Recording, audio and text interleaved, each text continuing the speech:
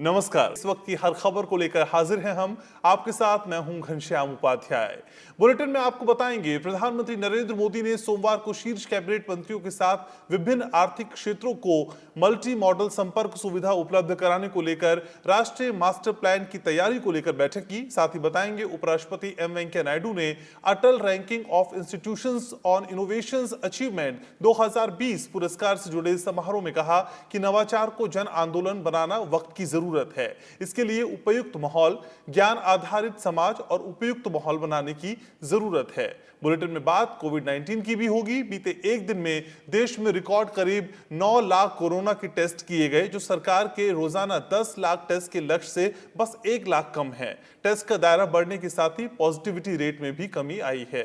करते हैं बुलेटिन की शुरुआत अहम खबर के साथ।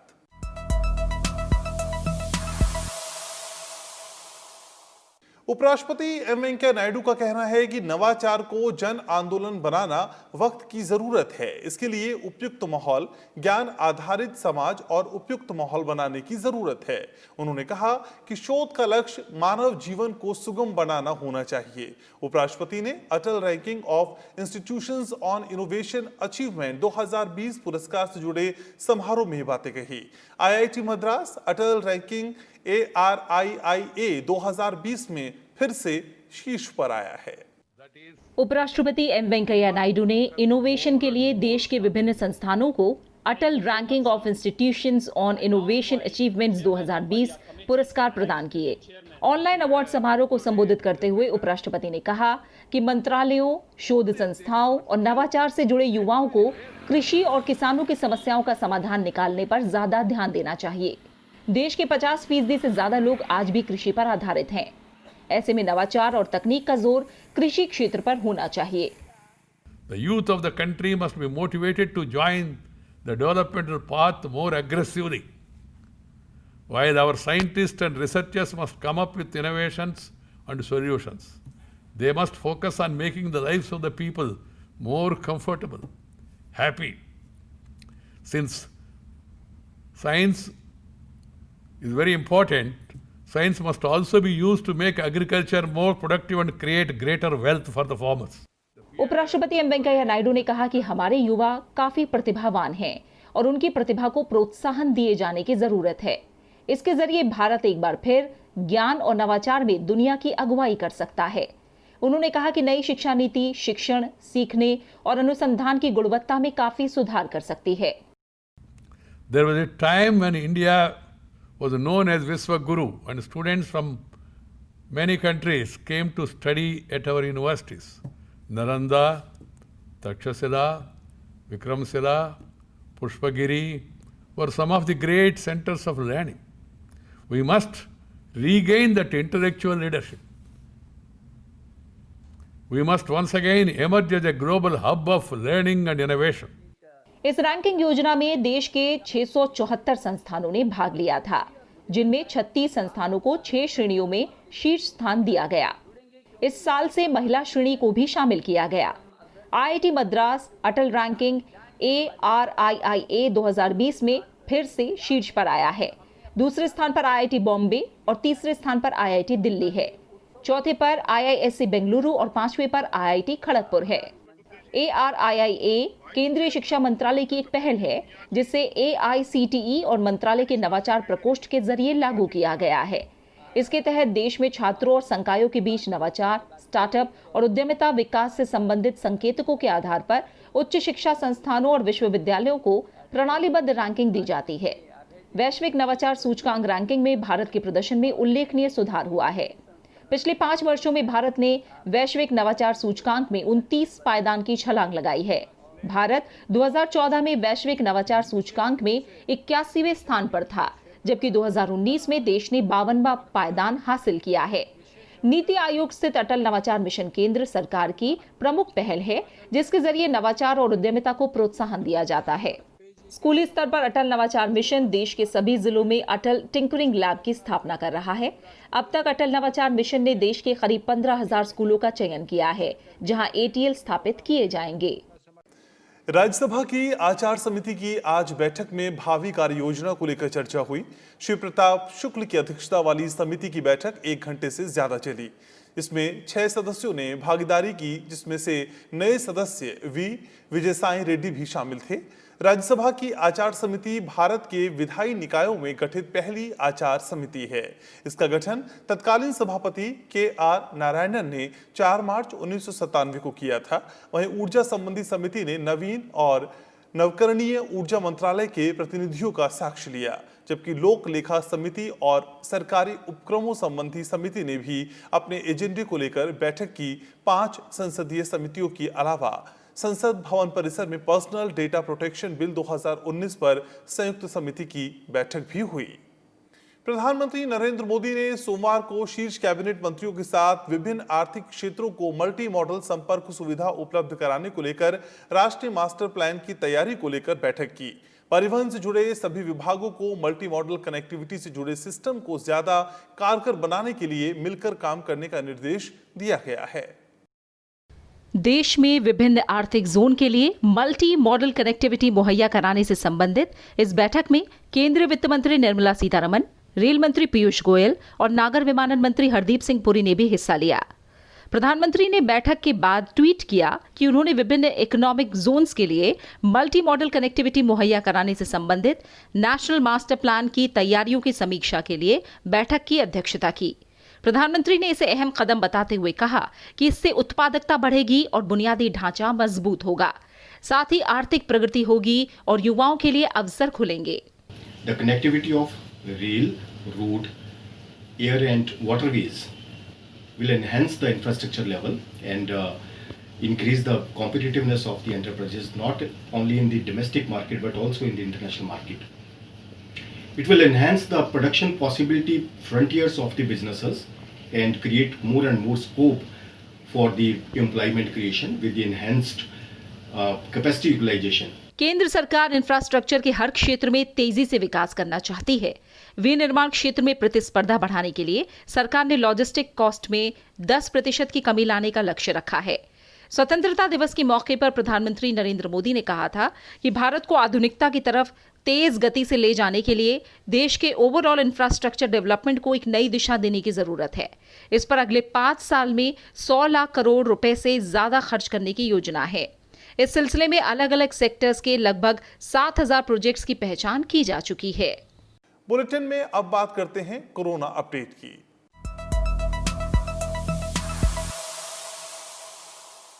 बीते एक दिन में देश में रिकॉर्ड करीब 9 लाख कोरोना के टेस्ट किए गए, जो सरकार के रोजाना 10 लाख टेस्ट के लक्ष्य से बस 1 लाख कम है। टेस्ट का दायरा बढ़ने के साथ ही पॉजिटिविटी रेट में भी कमी आई है। वहीं पिछले 24 घंटे में देश में कोरोना से ठीक होने वालों की संख्या भी नए मामलों से अधिक दर्ज की गई, जिसके चलते रिकवरी रेट 73% से अधिक हो गया है। देश में सक्रिय केस से ठीक होने वाले मरीजों की संख्या का अंतर 13 लाख से ज्यादा हो गया है। देश में अब तक कोरोना के 27 लाख से ज्यादा मामले आ चुके हैं। केंद्रीय स्वास्थ्य मंत्रालय की ओर से मंगलवार को जारी आंकड़ों के मुताबिक पिछले 24 घंटों में देश में 55,000 नए केसेस आए हैं। अब तक देश में 27,02,742 कोरोना के मामले सामने आ चुके हैं। वहीं बीते एक दिन में करीब 58,000 मरीज ठीक होकर घर जा चुके हैं। अब तक कुल 19,77,779 मरीज ठीक हो चुके हैं, जिसमें 6,73,166 सक्रिय मामले हैं। वहीं पिछले 24 घंटों में 876 लोगों की मौत हुई है, जिसके बाद इस बीमारी से मरने वालों की संख्या 51,797 हो गई है। देश में सोमवार को करीब 9 लाख कोरोना के टेस्ट किए गए, जो अब तक एक दिन में किए गए टेस्ट में सबसे अधिक है। बीते 7 दिनों में संक्रमण की दर 7.67% रही है। कोविड का कुल संख्या देखें, कुल number, the total number of Covid cases so far in the country, उसके मात्र 25% केस ही ऐसे हैं जो एक्टिव केसेस हैं। इसका अर्थ ये हुआ कि 25% केस ही ऐसे हैं जो या तो अस्पताल में हैं या होम आइसोलेशन में हैं। पिछले 2 महीनों के आंकड़ों पर नजर डालें तो जून में संक्रमण दर 7.90% रही। इस दौरान औसतन 1.5 लाख से अधिक टेस्ट रोजाना हो रहे थे, जिसमें 13,000 के करीब मामले संक्रमित निकल रहे थे। जुलाई में जून के मुकाबले टेस्ट 2 गुना हो गए और रोजाना 35,000 से अधिक मामले सामने आए। और संक्रमण दर बढ़कर 10.54% हो गई। अगस्त में अब तक औसतन प्रतिदिन 6,81,000 से अधिक टेस्ट हो रहे हैं और 59,000 नए मामले रोज निकल रहे हैं। लेकिन जुलाई के मुकाबले अगस्त में संक्रमण दर घटकर 8.69% हो गई है। दैनिक पॉजिटिविटी रेट है वो लगातार घट रहा है। पहले सप्ताह में ये 10.03% था और अब ये 7.72% हो गया है। ये वीकली एवरेज हम आपको दिखा रहे हैं। अगर आप दैनिक पॉजिटिविटी की दर देखें तो वो लगभग 7.7 से 8% के बीच में है। सेंटर और स्टेट ने मिलके इसका ग्रास रूट लेवल तक इसका अपटेक को इंश्योर किया है और इसमें हमारी इंडस्ट्री की भी भागीदारी है, क्योंकि ये सब टेस्ट लगभग अब हिंदुस्तान में ही बन रहे हैं। तो एक बड़ी उपलब्धि है और 0.9 मिलियन जैसा नंबर आना और थोड़े ही दिनों में जब ये 1 मिलियन हो जाएगा पर डे का, एक बहुत बड़ा माइलस्टोन होगा और हम उसके भी आगे जाएंगे। कोरोना की वैक्सीन के लिए बनी राष्ट्रीय विशेषज्ञ समूह की सोमवार को वैक्सीन कंपनियों के साथ वीडियो कॉन्फ्रेंसिंग के जरिए बैठक हुई। इस बैठक में विशेषज्ञ समूह के अधिकारियों के अलावा भारतीय सीरम संस्थान, भारत बायोटेक, जायडस कैडिला, जिनोवा बायोफार्मास्यूटिकल्स और बायोलॉजिकल ई लिमिटेड हैदराबाद के अधिकारी शामिल थे। दवा निर्माता कंपनियों के प्रतिनिधियों ने समूह को इस समय टीके के विकास के लिए चल रहे ट्रायल की स्थिति के बारे में जानकारी दी। सरकार ने अपनी तरफ से जो वैक्सीन मैन्युफैक्चरर्स हैं उनसे भी बातचीत करी है, उनसे भी जाना है कि वो किस स्टेज पे हैं और वो उनको सरकार की तरफ से किस तरह की फैसिलिटेशन की आवश्यकता है। वैक्सीन का मिशन देश का मिशन है, मानवता के लिए है और देश के लिए है और इसमें जो प्रोग्रेस आज तक हुई है वो बहुत ही रीअश्योरिंग है और पूरे ही जोर से गवर्नमेंट वाइड उसके ऊपर एफर्ट हो रहा है।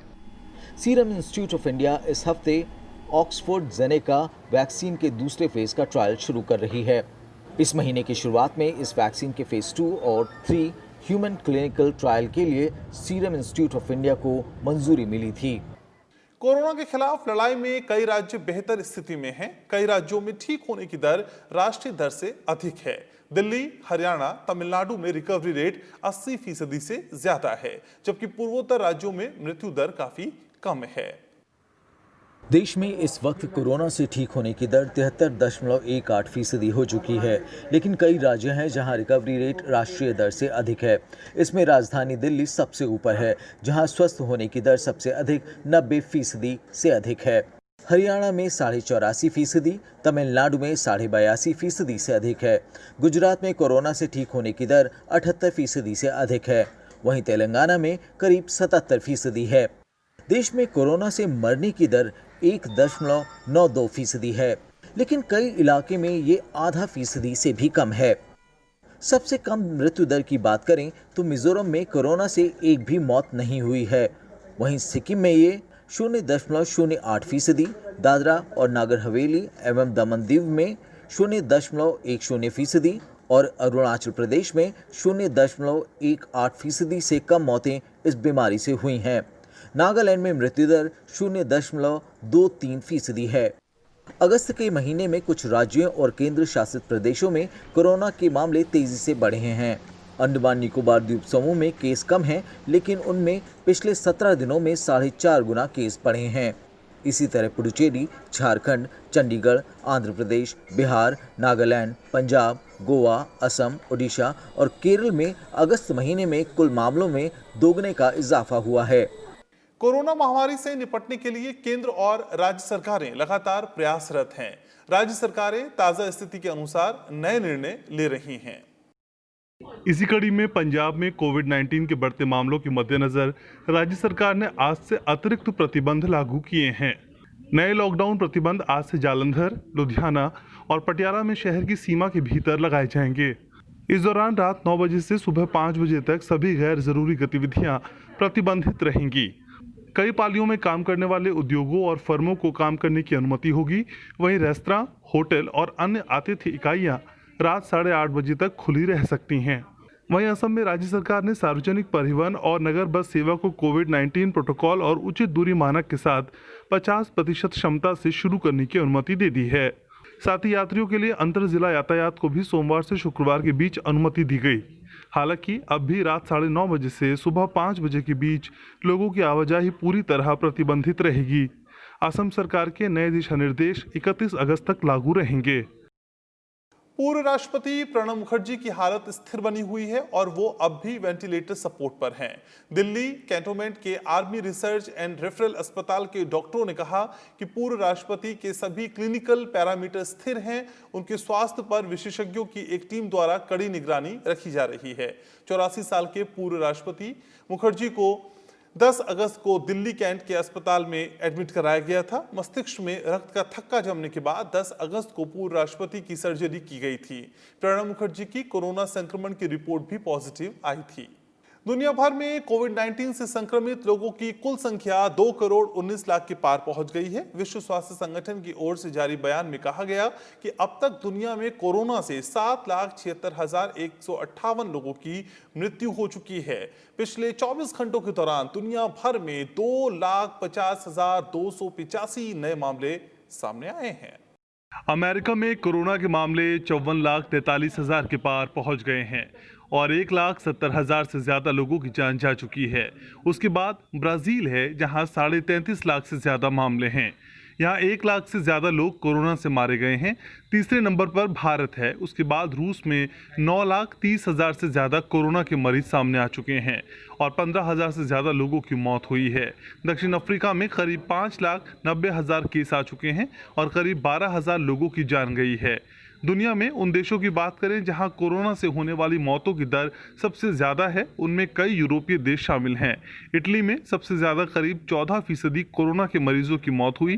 ब्रिटेन में 12.91% संक्रमित लोगों की मौत हुई। फ्रांस में 11.86% कोरोना से पीड़ित लोगों की जान गई है। मैक्सिको में भी 10.84%। नागरिक उड्डयन मंत्री हरदीप सिंह पुरी ने आज आत्मनिर्भर भारत पर हुए एक वेबिनार में अहम घोषणा की।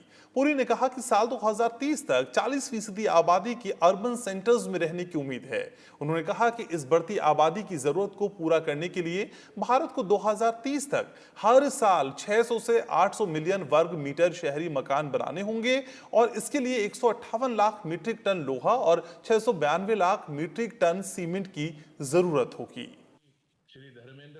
केंद्रीय मंत्री हरदीप सिंह पुरी ने 2030 तक भारत की 40% जनसंख्या के शहरों में रहने की उम्मीद जताई है।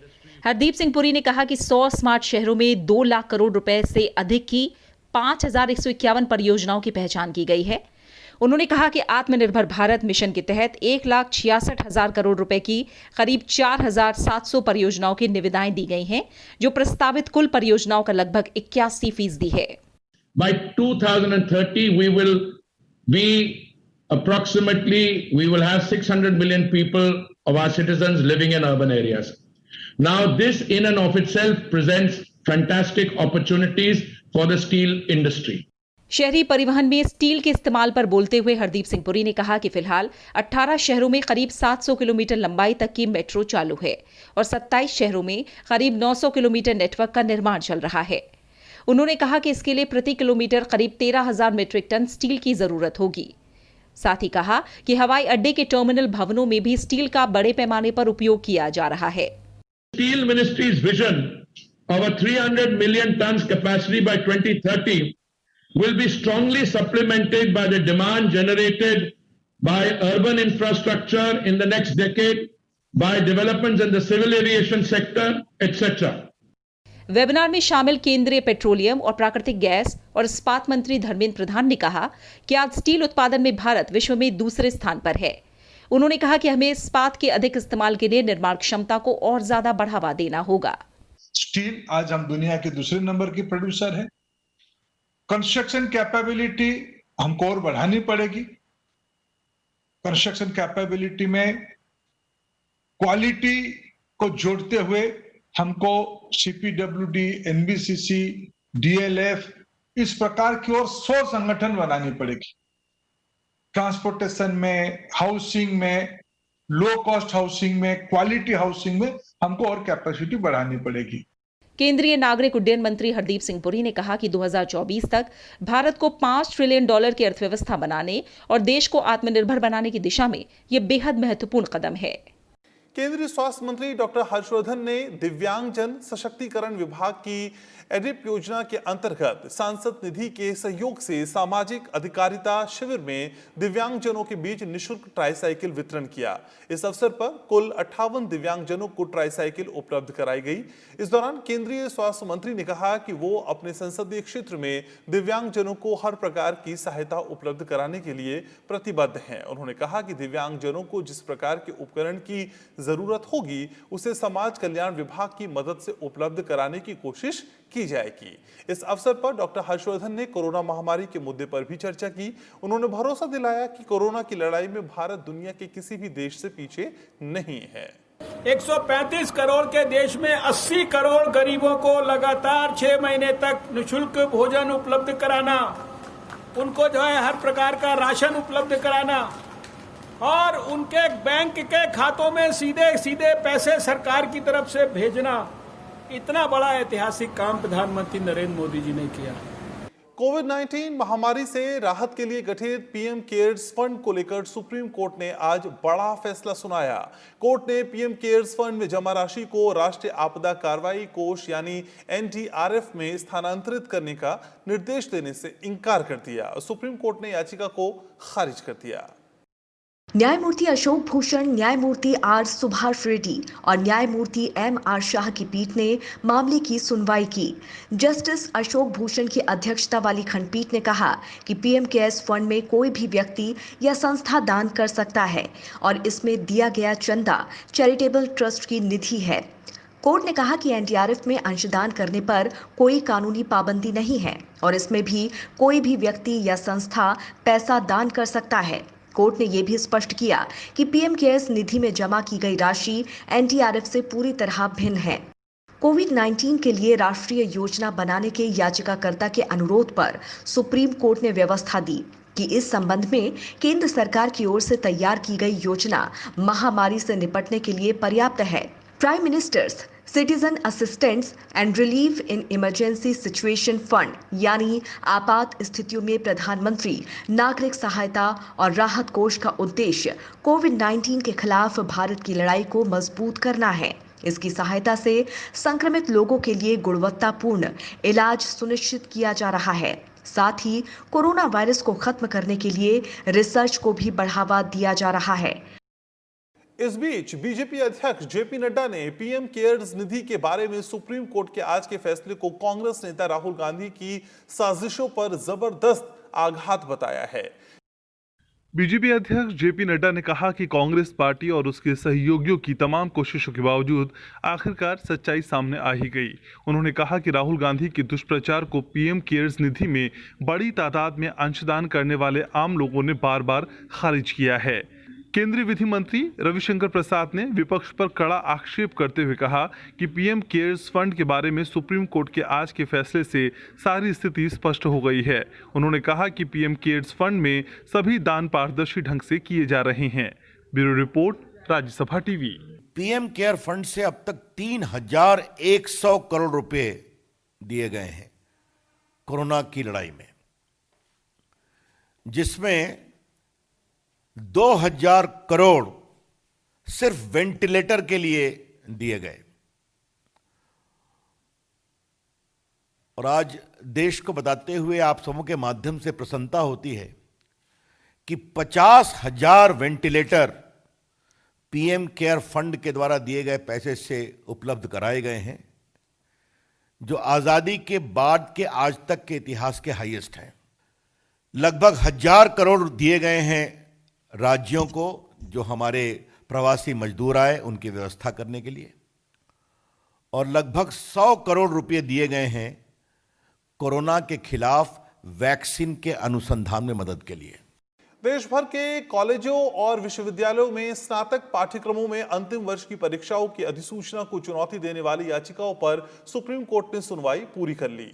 न्यायमूर्ति अशोक भूषण, न्यायमूर्ति आर सुभाष रेड्डी और न्यायमूर्ति एम आर शाह की खंडपीठ ने सभी संबंधित पक्षों के वकीलों की विस्तृत दलीलें सुनने के बाद फैसला सुरक्षित रख लिया है।